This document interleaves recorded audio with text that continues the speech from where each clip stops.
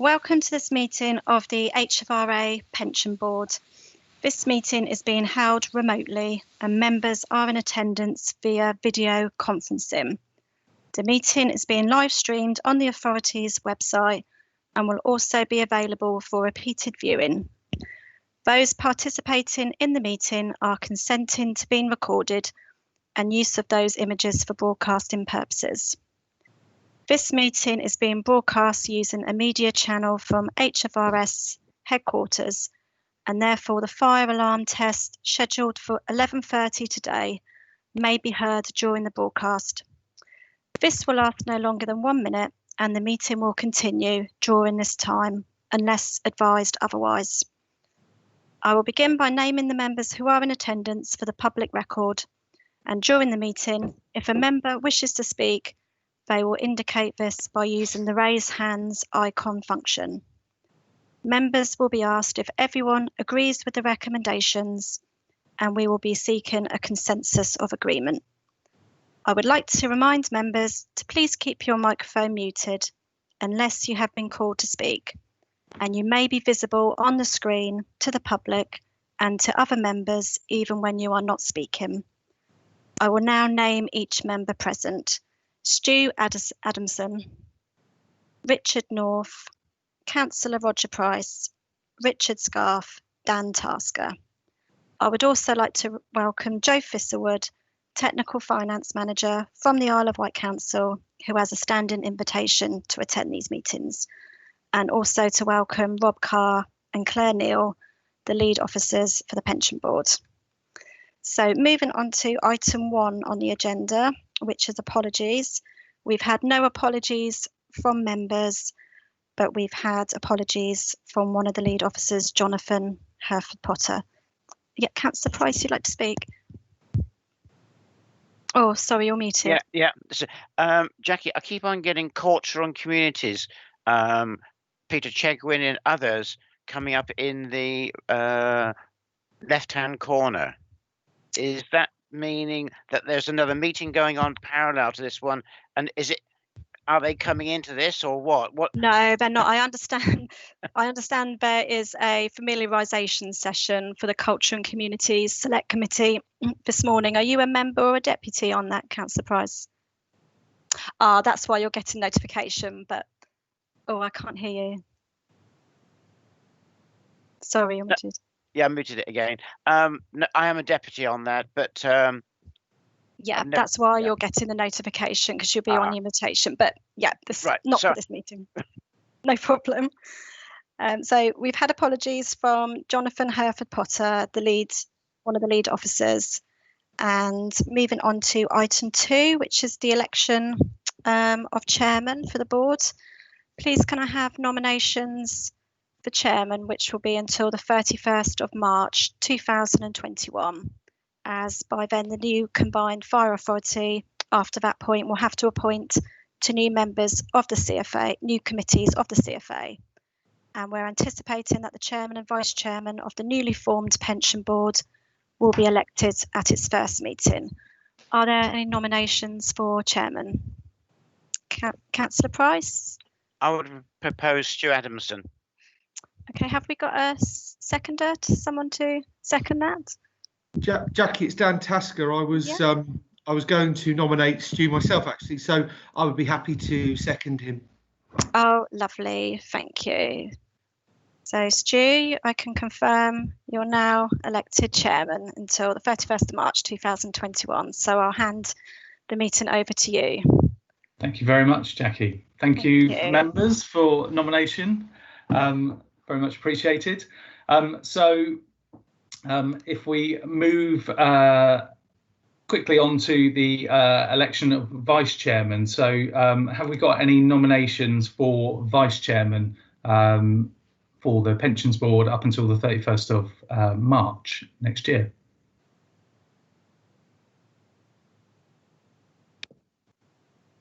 Okay, in that case, I'd like to propose Ollie North as vice chairman, as Ollie has done the role previously. Would anyone like to second that proposal? Yes, I'm happy to second that, Stu. Thank you, Rich. Okay, in that case, with no Councillor Price. Councillor Price, you're on mute. Yeah, I was going to second, but someone got in first. Fab. So we've got some good nominations there for Ollie. So in that case, we can announce that Ollie being the elected as vice chairman for the Hampshire Firefighters Pension Board up until the 31st of March, as Jackie set out when the new arrangements will take place.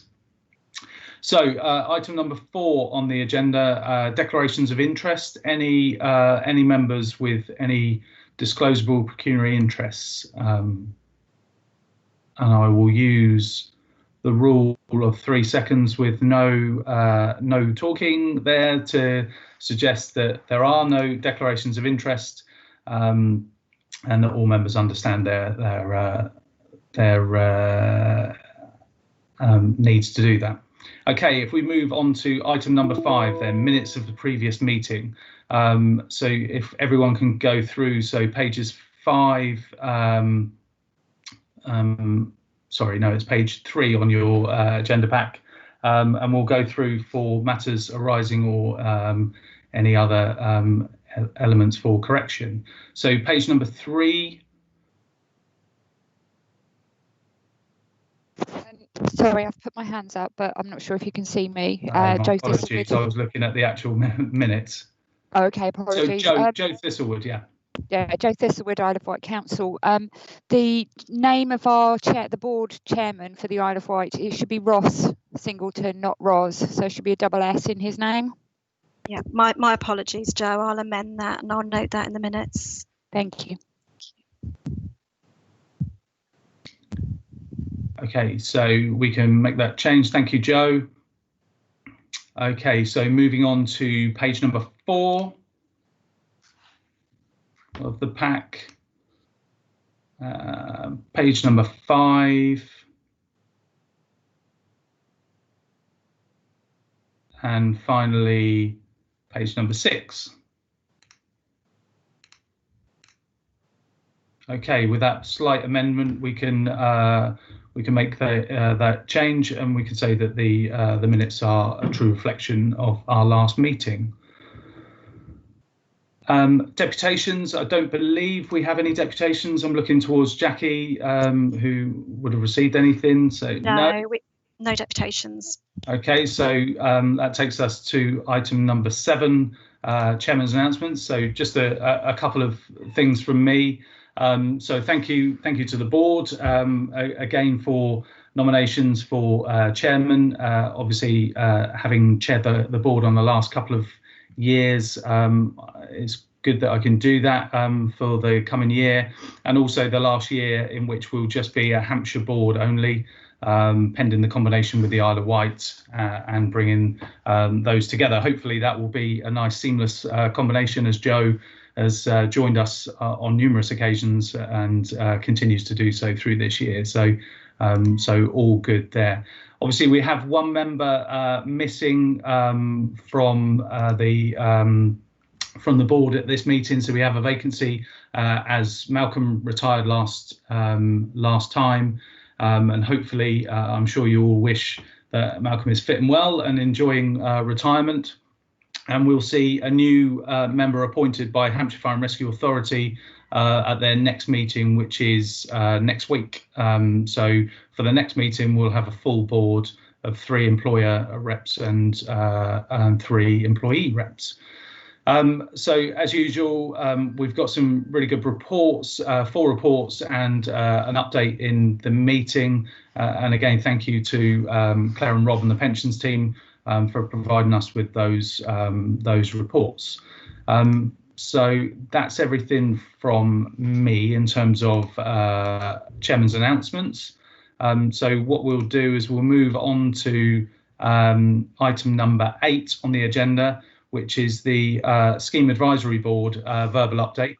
As we had in the past, we were lucky enough to have 2 members of the Scheme Advisory Board with us on our board. Malcolm obviously leaving and retiring, but we have Councillor Price, who has continue to keep us linked into that national progress. So, Councillor Price, I wonder if you have a verbal update for us. Thank you, Stu. Yes, there's quite a bit actually. There was an email that came in last night regarding the budget of the Saab and relating to the levy. I've not had a chance to fully go through it, but there are two figures in there, and I'm not quite sure which is correct. This will be of interest to Rob. Is that it's £8.29 or £9.18 per firefighter is the levy. The extra 89 pence is for accessibility exercise, but I'm not sure which, until I really read it through, I'm not sure which one, but it'll be one of those two will be the actual levy. There's also an email that came in yesterday, which I'll read, which is of interest. It comes up. It's to do with the MacLeod Sergeant pensions public consultation. There's an email from the government or the Home Office, and the Home Office have just had confirmation that the HMT that the consultation will be published on Thursday, the 16th of July, i.e. tomorrow. The consultation is on both the retrospective pension changes to address the discrimination as well as the government's future plans. An update on the cost control mechanism will be released at the same time. We will circulate the link to the consultation. So I'm assuming that will actually come out to everybody within the pensions arena. So, but if you don't get it, as soon as I get that tomorrow, I can forward it on to whoever needs it.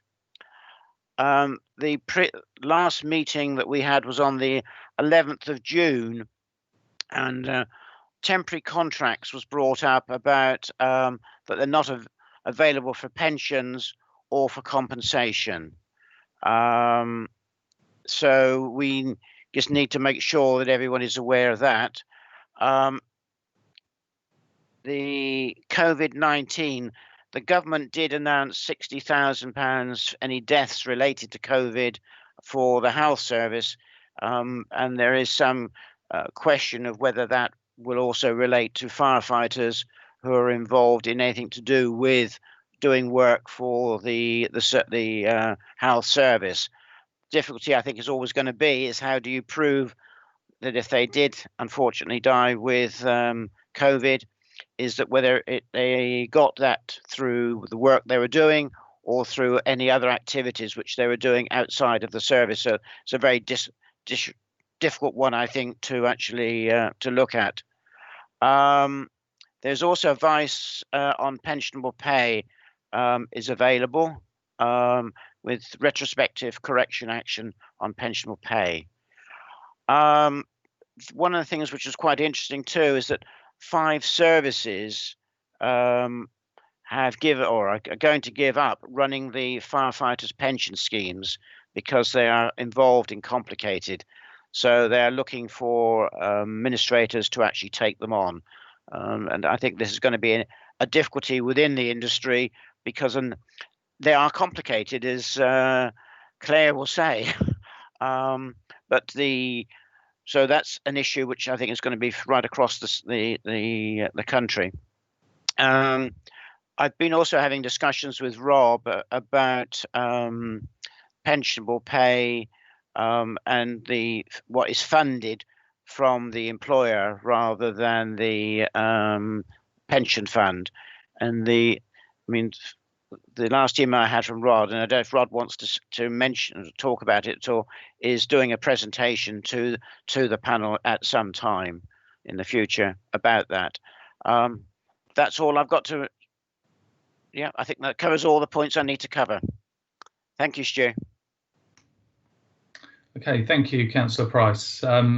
So obviously quite a lot going on in the pensions world, which I think is of a national significance, as well as we can see in our own reports coming up a little bit later. There's quite a lot of that is mentioned in there, and we'll probably have some discussion around some of those elements. Any questions or any thoughts from any of the board members before we move on? Okay. Okay, thank you very much, Councillor Price. Jackie. Sorry, could we just add a recommendation that members, for the minutes, that members note the verbal update? Is that okay if everyone's... My apologies. Yes. Yeah, just for the minutes, can we do you want to go round to each of the members? If I ask if members are happy to note the update, if everyone just unmutes, and we can have a general sort of hubbub of agreed. Okay, can we have a general hubbub then of agreement? Hopefully that everyone notes the recommendation, which is to note. Sorry, agree with the recommendation to note the verbal update. So everyone happy with that? Yes, indeed. Yep. Agreed. Lovely, thank you, members. Okay, lovely. Thank you, Jackie, and thank you, Councillor Price. Okay, so if we move on to the first of our 4 reports. So the first one is the Fire Pension Board annual report. This is the report that will be received by the Fire and Rescue Authority in due course. Rob, are you going to take us through this? Yeah, wasn't intending going through it in detail. Actually, the report goes on to Standards and Governance Committee rather than the full authority, so it's going to Standards and Governance next week. So as part of our terms of reference, we're required to give an update to the scheme manager on what the pension board has been doing over the last year. So we've just produced a report which goes through each of the meetings that we've had and all of the details, agendas and various different bits and pieces that Claire pulls together. So wasn't intending going through it in any sort of detail. It is just an update on what we've been doing for the past year. So hopefully we'll be pretty familiar with that. But happy to take any questions. Yeah, okay. Looks fairly familiar in terms of recollection of meetings to me. So, board members, any questions or thoughts on that report before it goes to Standards of Governance? Okay, using my 3 seconds of blankness. So I guess one thing from me, just a reflection of where it talks about the pension regulator returns. Awful lot of those, and again, it's a thank you from me and from the rest of the board, I'm sure, to Claire and the team for all of the work that goes into putting those back, because I know that they do come thick and fast. So, so if there's no other comments, perhaps we'll just pick up a verbal recommendation again that members recognise the achievements of the pension services team and note the report that's placed in front of us. Jackie. Oh, Stu, for this one, the recommendation would just be that the annual report is agreed for submission to the HFRA Standards and Governance Committee. Is everyone happy with that recommendation? The recommendations are actually on page 18, 78 and 79. Yeah, unfortunately, those are the ones for Standards and Governance Committee. Right. So it was a dual report for the two. So right. This is the paper going forward, isn't it? Yeah. Just to repeat the recommendation, just the same as last year, that the members agree that the annual report is agreed for submission to HFRA Standards and Governance Committee. Are members all agreed? Agreed. Agreed. Good. Lovely, thank you. Okay, lovely. Okay, so we move on to item number 10, Hampshire Fire Pensions Administration Report. Yeah, thanks, Stu. So each year we ask the pension administrator to give an update on their sort of service performance. So one of the roles of the pension board is to make sure that the administrator is doing what they are supposed to be doing. So we've asked for this report to be prepared. So I'll put a slightly different hat on. So we would normally ask somebody from pension services to come and present the report, but as I look after pension services as well, it's just as easy that I do it. So just drawing your attention to paragraph 3.2. So as you know, during COVID-19, effectively the majority of Hampshire County Council have been working from home. So the technology that we've got has enabled us to do that quite effectively. One of the areas where it was not really very easy to do that was in respect of the telephone contact team, PCST. So we had to put in alternative arrangements and also try to make sure that people were not using the phone, they were emailing us wherever possible. And as you'll see, that calls have been down from an average of 150 to 200 a day to around 45 to 65 a day. We've now got a new process in place through MS Teams, which has a call logging facility. So hopefully that sort of functionality is back to what it used to be. And certainly as we go forward, that's the system that we'll be using in the future. One of the other things that we've done as part of the sort of COVID-19 is that obviously we've been trying to make sure that staff are protected, but within pension services we have had staff coming in to deal with post and scanning as part of the processes that we've got. So as part of almost a review of those processes, those systems, we are looking at all of the areas where we currently receive paper. So obviously a lot of what we do is electronic, but we still get a fair amount of paper coming through. So we're having a bit of a push within the department at the moment to look at all of those areas where we receive paper. So in the future we can try to get paperless as far as possible. Now, clearly, with the nature of pension administration, we are dealing with a lot of pensioners as part of our clients, which is slightly more challenging, perhaps, than some of the other areas. But we'll look to try to improve that in the future and get everything online as far as we are able. That was Section 5, administration performance. So it's pleasing to note, but not very interesting to talk about. So you will see the SLA is 15 working days for all processes apart from deferred benefits, which is 30 working days. And when you look at the quarters for that performance, effectively they are meeting 100% of performance across all of that time, which is pleasing to note. Obviously that was pre-COVID, but my understanding is that we've still managed to be able to keep a lot of that performance up. So that's been promising. The member portal, so we give stats on the member portal to you regularly, but obviously they've also produced them here. So still quite disappointing in terms of the absolute numbers that have signed up to the portal. And as we've mentioned in the past, we've changed the process for people coming into the pension scheme, and we ask for them to register on the portal at the point they enter the scheme. We would hope that would start to increase the numbers of people using the portal, but it's very early days yet, so we'll give a report back on that in the future. If I can take you to Section 9 about the combined fire authority. So we are taking steps to work with the Isle of Wight to make sure that we can get all of the data transferred for the 1st of April next year. That's progressing well. I've got no issues to report on that. So hopefully that will be run smoothly over the rest of the year. Section 11, as somebody who receives a significant number of audit reports myself, and people that work for HFRS will also know, it is very difficult to get a substantial rating for an audit. So I'd just like to sort of congratulate the pensions team.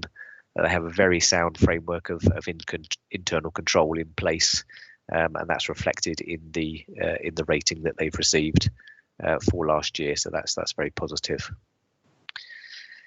And I think that was all I was going to mention, but happy to take any questions.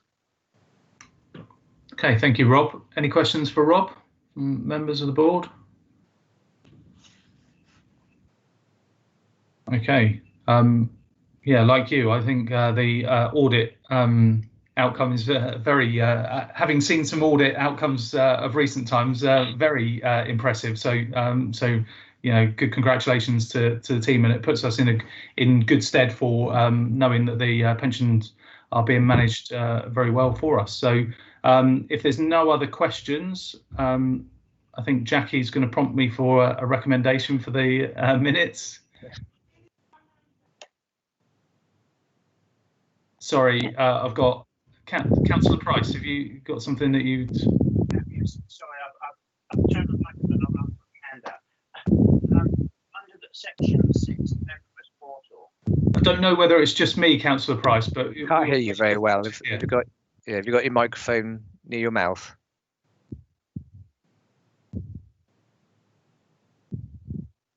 You're on mute now. Yeah. Oh, that's better. Is that better? Right. Yeah. Sorry about that. Under item 6, the members portal.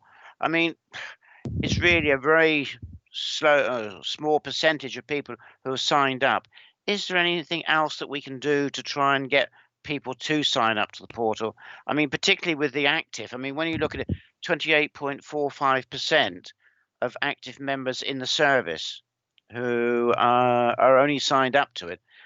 I just can't understand myself why 70% are not signed up. Is there anything else that we can do to actually encourage them to sign up?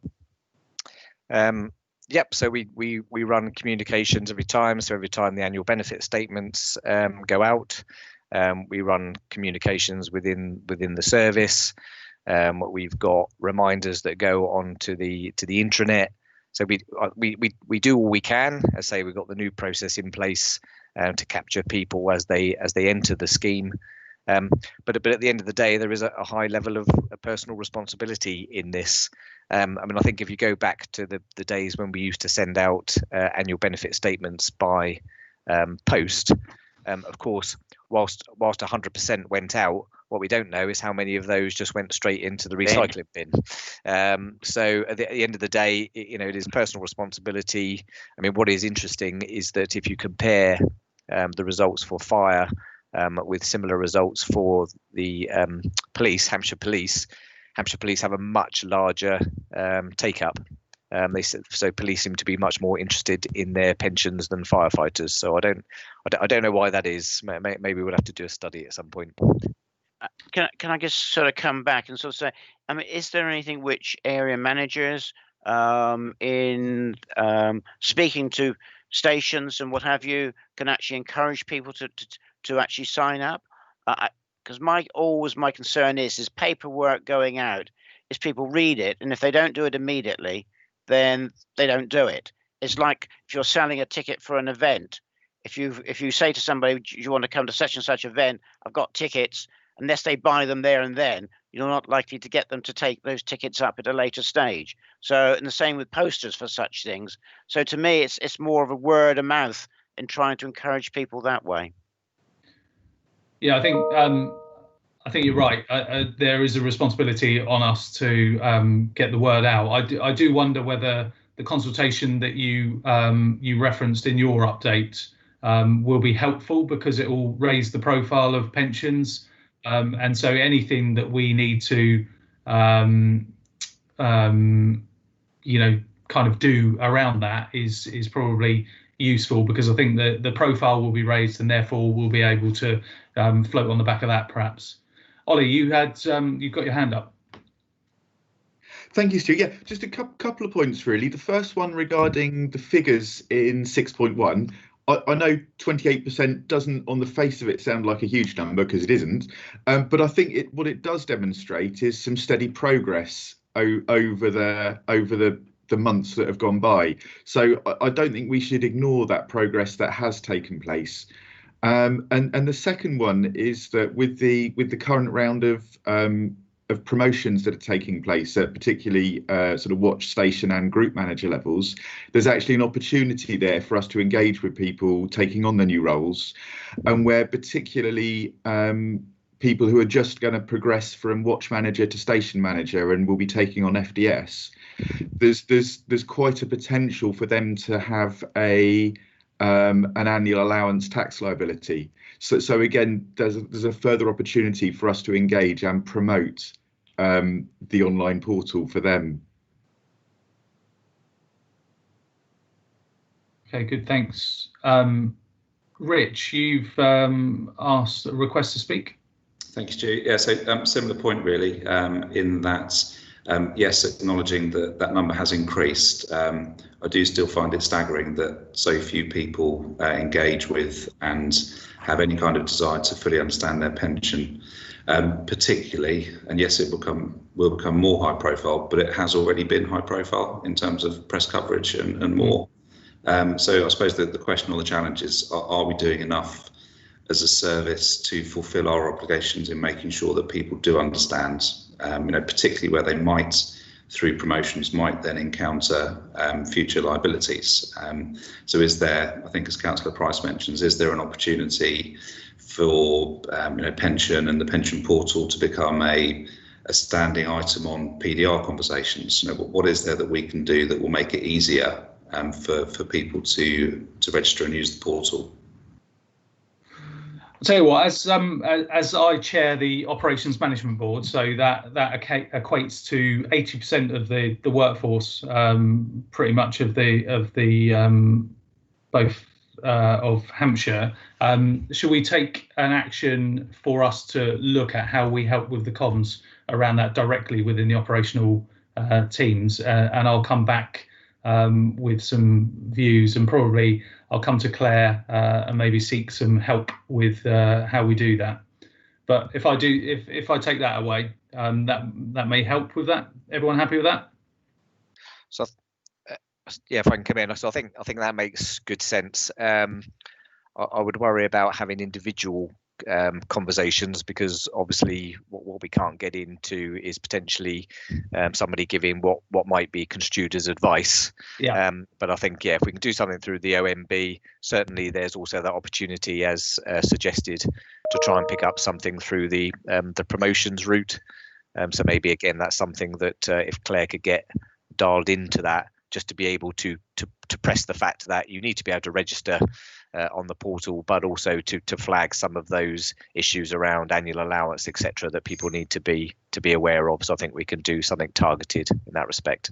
Yeah, so we've got a new mechanism set up between people and organisational development and ops, and that's probably where we could pick that up. So we could pick up the standing operational workforce as well as those that are progressing through a system. So yeah, absolutely. So we'll pick that up and have some conversations about how we best do that in terms of that interest in signing up to the portal. And I'll make sure that we don't give any advice, Rob. Good. I'll note that in the minutes, Stu. What? That I won't give any advice. No. Thanks, Jackie. The action point. Apologies. Stu, is there any opportunity for the service to work with the unions? Because, I mean, the unions have equally much interest to make sure their members are being interested in their pension and the ramifications that it can have to them, as is the service, as the employer. So it is an area where I think that there could be some very good joint working.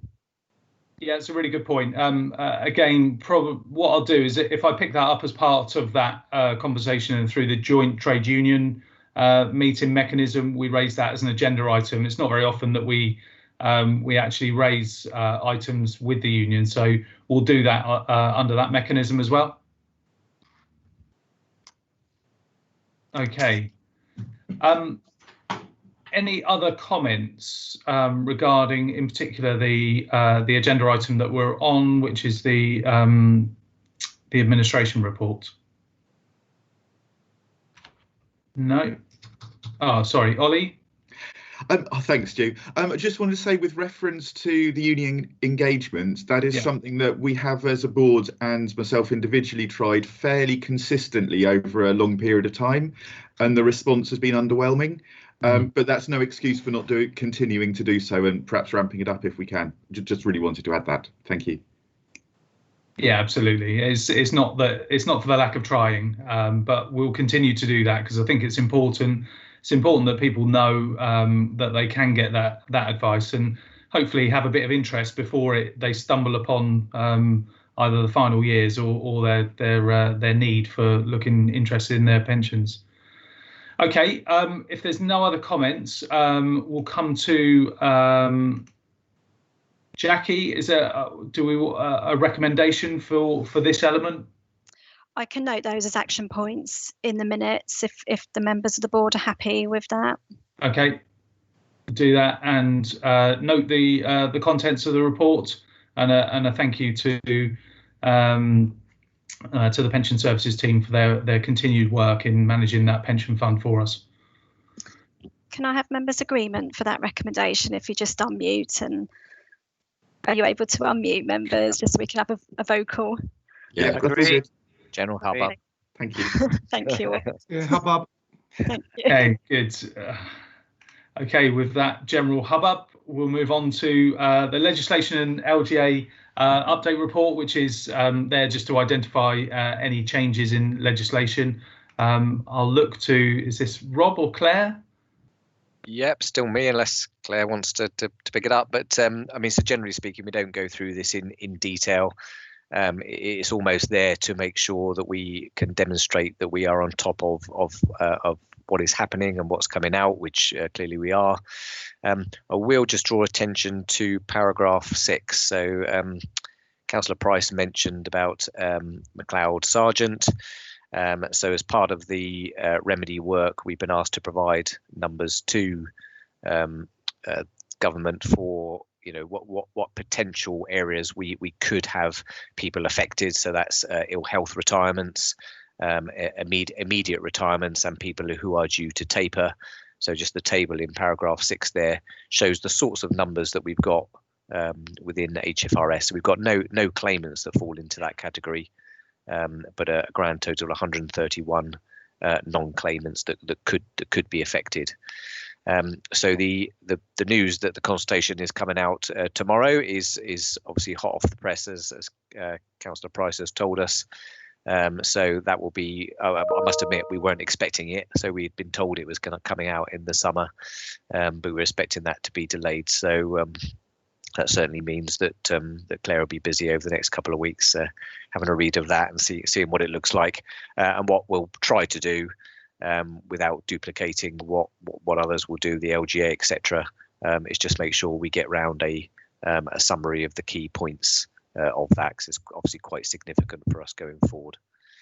So other than that, happy to take any questions on the report. Great, thanks, Rob. Yeah, like you say, I'm sure Claire's looking forward to all of that that content to wade through. Okay, members, any questions on that? Okay, and take you to page 30 in the pack. There's a recommendation. The board asked to note the contents of the report. Is everyone happy to unmute and give us a general hubbub that they're happy to note the report? Duly noted. Thanks. Okie doke. All right, brilliant. So that takes us on to the final agenda item 12, which is our regular status report. And also a review of the risk register. Rob, is this you again? Yeah, I'm afraid so. Yeah. So yeah, as you've drawn attention to the risk register, so each quarter we do, or each report, we do ask to have a look at the risk register. So I mean, generally speaking, we did keep the risk register fairly short and succinct, but we are required to review it. So it's just, were there any comments, any additional things that we didn't already know about that that the board would like to add into the risk register? So I'll pause there. Any comments from anyone? Any thoughts? No.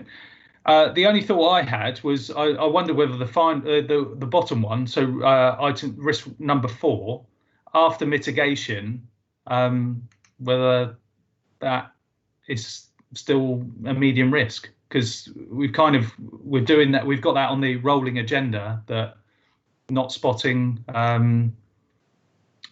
failure to identify and implement legislation. Yeah, I mean, I think the impact is probably still I would suggest that we could put the likelihood to a 1.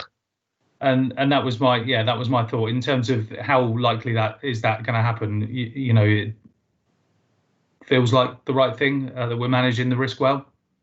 Yeah, certainly. Cool. I mean, with our connections with the Scheme Advisory Board, with the information that comes out these days from the pension regulator, from the LGA, you know, we have a number of sources which we can rely on. Plus, we've got dedicated resource looking at it for the HFRA. So yeah, I'd agree. Probably drop that one down.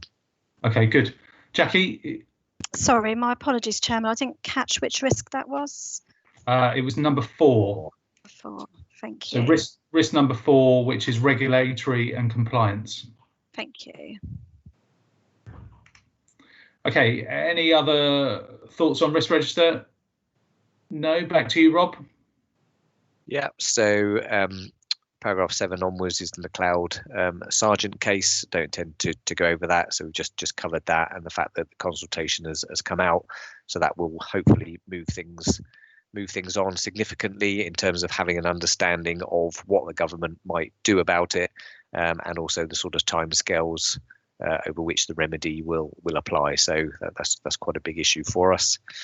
Number 12. So I'll have to have words with Claire. So the Matthews case I know is the O'Brien case, and the Sergeant case I know is the McLeod case. So we perhaps ought to put them both in. So the O'Brien case relates to part-time working. Also came about as a result of judges putting in an employment tribunal. So again, I think we've had updates on this before, but the issue here, as with McLeod, is that the potential remedy and the amount of work that may well involve us in could be significant going forward. The main area this is likely to impact is the modified fire pension scheme, and as you know, we did an exercise a number of years ago that allowed people to backdate their being within the pension scheme, which we accept we didn't do particularly well. So it's before pension boards were in place. It's before we had any of our employer pension groups in place, etc. So in some respects, it would give us the ability to revisit some of that, but we don't know at this time whether or not you know, how the remedy will apply to the modified scheme. Just taking you down to paragraph 21. So again, another small update on COVID-19 and what's happened. Just to draw out there in paragraph 21. So when everybody went home, we had a mixture of Hampshire County Council supplied kit, but also we were reliant on people having to use their home PCs in order to get access, because obviously a lot of people are what we call fixed desk workers, so they don't have a laptop or a hybrid device. They come into the office and they log on to a PC on the desk. So obviously they weren't able to take those home, so we've had to rely on people using their own kit. That was when we thought that lockdown might last 3 or 4 weeks, and that was quite some considerable time ago now. So Hampshire County Council's made the decision to at least stay working from home until the end of September, and obviously with a potential second peak coming later on in the year, that could be extended further. So we took the decision to all those people that didn't have a laptop or a hybrid device, we have now purchased that kit to enable those people to work more effectively, because using Teams, etc., on a home device hasn't got all the functionality and doesn't work as well. And on the basis that we could be in this position for quite some considerable time, we've invested about £2.8 billion in new kit. So hopefully that will enable people to work better, more effectively, more efficiently from home. So quite a significant investment.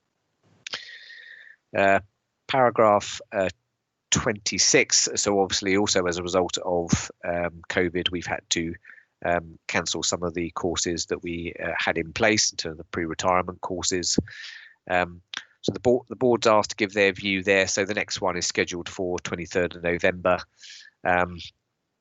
They are popular people always turn up to them. So the question is, if we are still in the position of not being able to run those as face-to-face meetings, whether or not we should consider doing them virtually, and what you think the reaction to that would be, and how well that format might work. So I'll just pause there to see what people think. Any thoughts from anyone? Councillor Price? Personally, I would have thought that if they can't be done face to face, we should be doing them virtually. It may be more difficult to put the presentations and that together, but I do think we should be trying to make sure that those that are coming up to retirement get all the information they need and can ask the relevant questions to make sure that they go forward in the right way. So I certainly would support doing it virtually if we can't do it face to face. Any other thoughts? I would agree with that, Stu. I think it's important to continue doing them. Okay, thanks, and Ollie. I'd absolutely agree with that. I mean, I don't know whether the largest room capacity we have currently would enable us to do them face to face. My preference would clearly be, if we can manage face to face but socially distanced, that's the right thing to do, and that virtually is in my mind a second best. But that we should certainly explore that option if we're unable to do the socially distanced face to face one. So I think that's a resounding yes. I think the information is clearly useful to people. Is part of the issue that they won't be it won't be delivered as well if it was virtually? Rob? I think there are difficulties. I mean, Claire will probably be able to answer better than I did, but I think she does get quite a lot of questions and interaction within the sessions, which may not be as easy online. Do you want to say anything, Claire? Yeah, I mean, certainly after I've done the presentation, usually you hand out the estimates, and then pretty much I would go around and talk to each person that has a question. So it might just be that we have to do that in a slightly different way, and maybe arrange a separate one-to-one session or something, which could certainly do. Yeah. Can I make the suggestion? When would you normally advertise those? How far in advance? Do you know what? I don't know off the top of my head, but what we can do is I can have a conversation back with the Academy, who organise for those sessions. They're normally put out in a routine notice in advance, and people can sign up for them, as well as targeted, kind of when people are known to be leaving. So what I'll do is I'll prompt the Academy for what their plans are, and just on the basis of what Claire's just said there, it sounds like it's not a simple and straightforward presentation. There's much more sort of engagement needed on a personal level for them to factor that in with their planning. Would that work? Yeah, and I think if we can make it clear that we'll almost do a dual running, so we'll set it up physically, but we'll also set something up virtually. Just conscious that November is when we're starting to potentially look at a second peak. So I think if we cater for both sides, but just make people aware that it may be virtually, depending on the circumstances. Yeah, I'll prompt the Academy, and I'll probably ask them to get in touch with you, Claire, just to organise how that might work in terms of logistics. Okay, thanks, Rob. Okay. Anything else on the report that you? Yep, just a couple more. So paragraph 33. So I think you've already mentioned that we've been through that process, and we actually had two good candidates. So one has been appointed and will be agreed next week at the HFRA. But I've also been in discussion with Jackie and legal about putting the other person on standby. So whilst we can't formally appoint them, I think what we've said is that if somebody else were to step down from the board between now and the end of March 2021, that we would be able to appoint that person into the role without going through a further process. Yeah, that's good. That's good. Good to have some succession in. That's good. Yeah, and it was good that we had two very appointable candidates as well. So that's absolutely promising. Yeah. And then just finally from me, along a similar veins, paragraph 51. So obviously, as we go into a new CFA, we need to look at the arrangements for the pension board. So I've asked somebody to get in contact with Wilson Dorset as to what they did. So my view would be that as it is effectively a new legal entity, we will need to create a new pension board and recreate the terms of reference, etc., etc. But one of the things that's also come up is, as the CFA will also cover the Isle of Wight, the extent to which we can be proactive in perhaps changing the number of people to specifically target somebody from the Isle of Wight. So we could either keep it at 3 and 3 and look at the membership as and when we have the new board, or we could potentially look at increasing by 2, one on the member side and one on the employee side. But again, it was just wanted to seek the board's views on what they thought about that. I mean, obviously we're not overrun by people wanting to come onto the pension board. So I have some worry about extending the numbers to 4 on each side, but just wanted to get your views on that. So I've got a couple of hands. So Councillor Price. Thank you. My question was, it's about the Isle of Wight. When we amalgamate, I believe all of their administration is coming over to Hampshire to deal with for the firefighters. So the question really is around that. Is that going to create problems for Hampshire and administration at the moment in dealing with that, or not? I'm not quite sure what the actual numbers are, but that's the issue. Yeah, so for firefighters, it's everyone in terms of active, deferred, and pensioners. For LGPS, it is only the current active members, which I think is 17, 27, 17. Yeah. So in terms of the absolute numbers, no, we don't think it's a big issue. Usually, what causes us the most problems is the sort of data transfer. But again, they're fairly experienced in being able to go from Altair into, is it Altair? Well, yeah, that's what I'm looking at Claire. Yeah, so from Altair into our UPM system. So certainly that's progressing well at the moment, and we don't expect there to be any big issues as a result of that. Yeah, good. Joe from the island.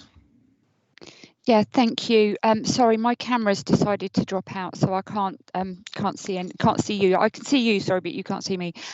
Just to say, the total number of active firefighters is under 400. So the total number, including actives, deferreds, and pensioners, is under 400. So in terms of scale, I don't think it will be an issue.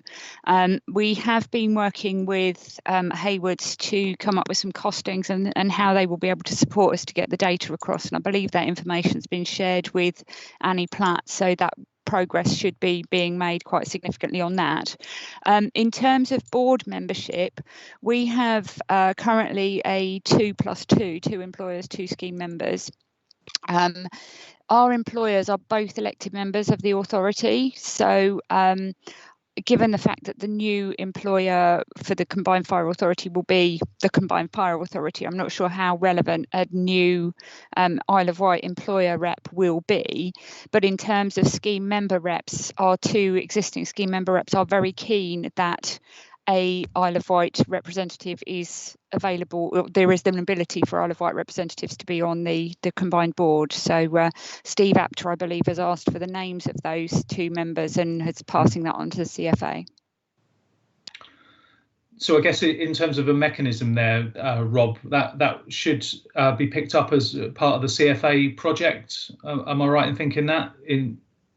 Yeah, I think in governance terms, we need to have a good think about, well, how does it work anyway in terms of the creation and the extent to which we will either say we will appoint a board based on the previous 2 boards on the 1st of April. So how do we work that, or do we need to go through a process prior to the 1st of April to appoint to that board? So I'll have a look at that governance with legal, but I think what we need to do is bring a paper in due course, which, to be honest, will probably be more for HFRA than it is for the pension board, but obviously I'll keep pension board members updated. Yeah, okay, that's good.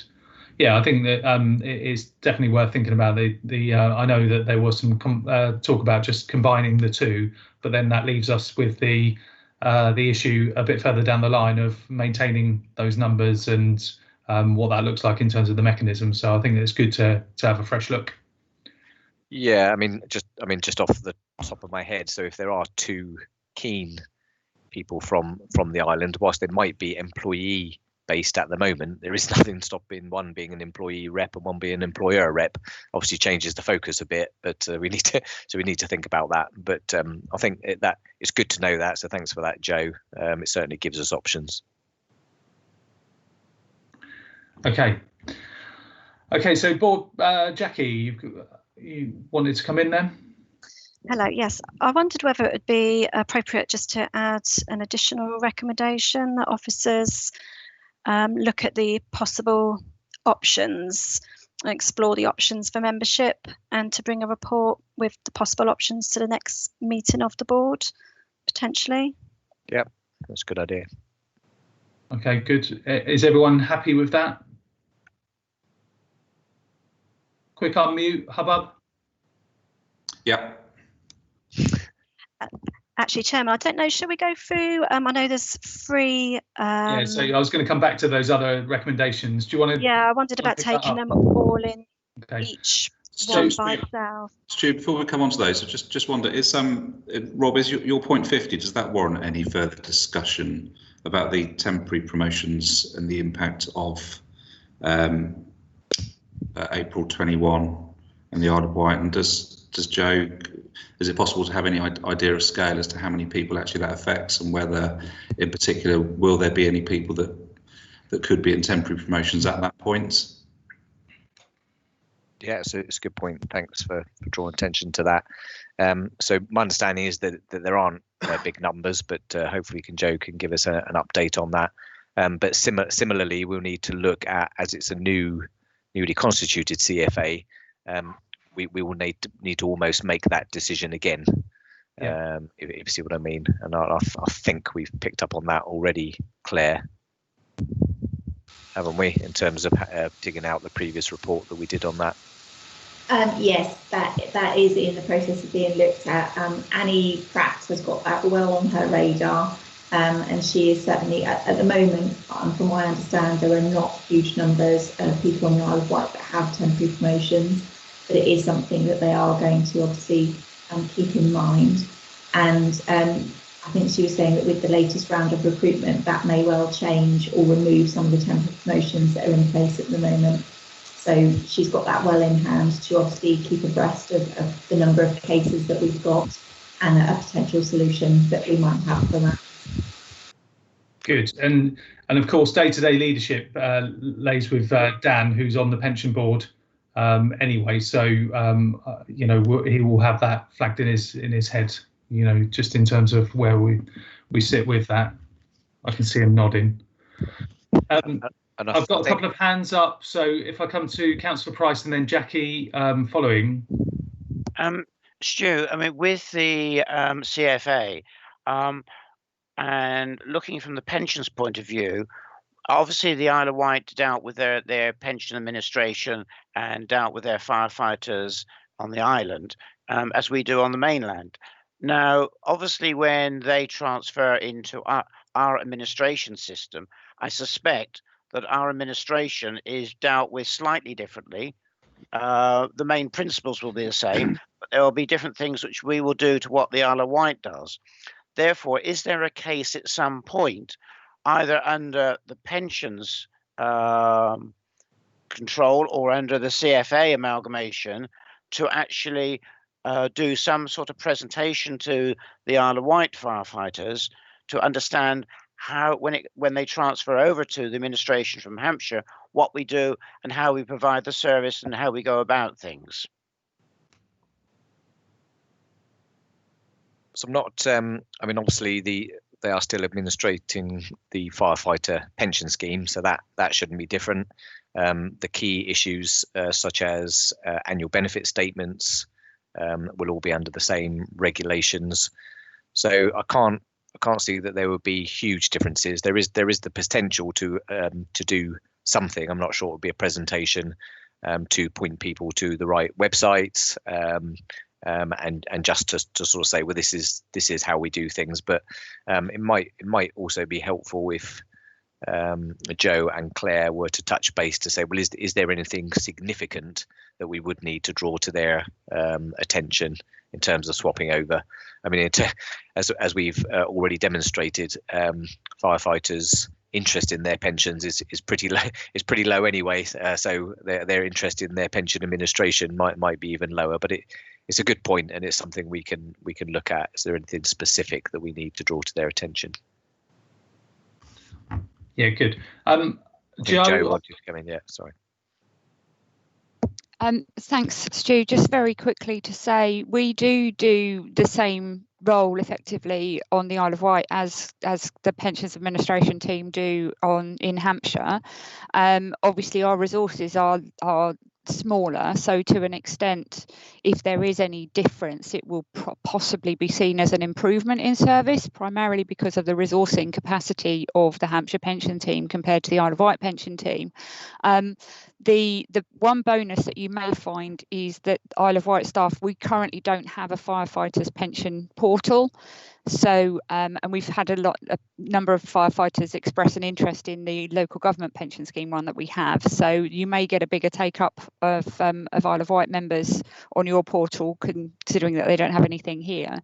But otherwise, I think there shouldn't be any noticeable difference at all between the 31st of March 2021 and the 1st of April 2021 in terms of administration for our members. And I guess from my perspective as the ops lead, I think that what we're trying to do is keep the staff informed of all the changes that are happening over there. I know Dan and Annie and the team are sort of very confident and cognizant of any of the changes, and just keeping them all informed. So I can give you that reassurance that hopefully we'll pick up all of those bits. So just going back to the report in hand, has anyone got any other comments or questions on the 51 paragraphs of the update reports that we haven't discussed yet? Looking for hands or comments. No. Okay, so I'll bring you to the recommendations, which start in 52, 53, 54, and then we'll add in another one at the end. So first of all, and if we can have a collective just yay, that the content of the report is noted by the board. Agreed. Yes. Yeah, agreed. Okie doke. And then in 53, the risk register set out in the appendix approved. So we've made a slight amendment to that, but if everyone's happy with that. Does it not need to add to it that as amended? Because otherwise we would approve what's actually in the report. Yeah. Yeah, sure. Can I just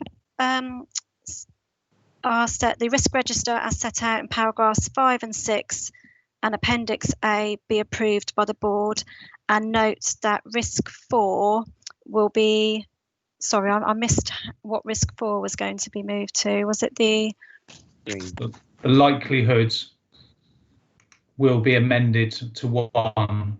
And risk 4 likelihood will be amended to 1. Yeah. That's likelihood after mitigation. Yes. Mitigation. Okay, shall I read that out again? Yeah. Just to be clear. That would be good. So the risk register as set out in paragraphs 5 to 6 and Appendix A be approved by the board, and the board note that risk 4 likelihood after mitigation be moved to 1. Is everyone happy with that? Agreed. Agreed. Agreed. Perfect, thank you. Okay, great. And then the final one, that the appropriate facilities for pre-retirement course are set out in paragraph 26 and endorsed. So that was the discussion about the virtual. Is everyone happy with that? Yeah. Yes. And then come back to the additional recommendation. Jackie, can you remind us of that? Yeah. Do you want me to read this out? Yes, please. So, additional recommendation that the Hampshire Fire Pension Board ask officers to explore options for membership of the new Hampshire and Isle of Wight Pension Board and to bring a report with possible options to the next meeting of the Hampshire Fire Pension Board.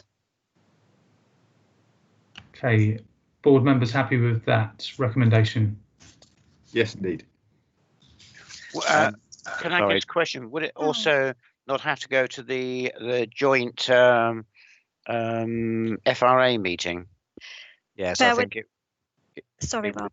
I was just going to say, so yes, I think it would come to the pension board for a view, but it would need to go to the shadow authority for approval. The approval. Yeah. Just to potentially complicate things, I suspect what we need to do is that report will also need to cover any other decisions that we need to make. So, for example, the temporary promotion issue that was flagged up. Yeah. So I think it's almost like a gap. Yeah, all of the decisions that need to be made in respect of pension board and pensions, we want to include within that. Yeah. But I don't think we need to complicate the recommendation. We'll just flag that. Yeah, I think that makes sense. I could change the recommendation to the Hampshire Fire Pension Board ask officers to explore options for the new Hampshire and Isle of Wight Pension Board and to bring a report with these possible options to the next meeting of the Fire Pension Board, and that could cover all options. Yeah, that's fine. Yeah, we know what it means. Yeah. Would that be agreeable to the board? Okay, everyone happy to agree that? Agreed. Okay, great. Okay, thank you. That brings us to the end of the agenda items. Thank you very much for your time. Hopefully that went reasonably smoothly in terms of a virtual meeting. I've got to say it's quite interesting chairing a virtual meeting with multiple papers and multiple screens and stuff going on. But thanks for your time, and hopefully, well, I don't know whether we'll be back to normal next time or not, but we'll keep you in touch with progress. Okay, Great. Thanks all. Thank you. I can just ask that the broadcast be stopped now. Thank you, Chairman.